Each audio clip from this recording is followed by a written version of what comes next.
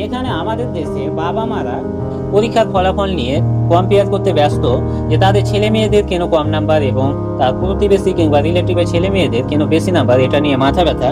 সেখানে জাপানের মতো উন্নত দেশে কিন্তু তার উল্টো।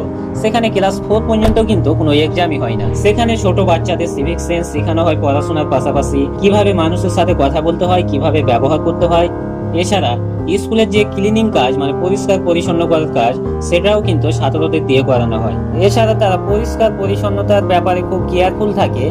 এছাড়া যে স্কুল বা বিদ্যালয়গুলি আছে, এগুলিতে কিন্তু হাই প্রোটিন জাতীয় খাবার দেওয়া হয় ছোট বাচ্চাদের, যেন তাদের শারীরিক এবং মানসিক দুটোই বিকাশ ঘটে। ছোট থেকে জাপানি শিশুদের এই কাজগুলি করানোর ফলে তারা বড় হয়ে যাওয়ার ফলেও কিন্তু তারা কিন্তু যে কাজের ভেদাভেদ সমতা, এগুলি কিন্তু তাদের থাকে না, কারণ তারা ছোটতে এই কাজগুলি করেছে এবং তাদের মাইন্ডসেট কিন্তু ওইভাবে তৈরি হয়ে যায় যে কাজের যে ভেদাভেদ, যে ছোট বড় কাজ নিয়ে, এগুলি কিন্তু আমাদের দেশেই পাবেন।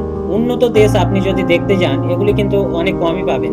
এবং জাপানি শিশুরা এই জন্যে বা জাপানি মানুষেরা অনেক বেশি হাম্বল হয় এবং দয়ালু হয় এবং সারা পৃথিবীর কাছে এরা আদর্শবান হিসাবে পরিচিত।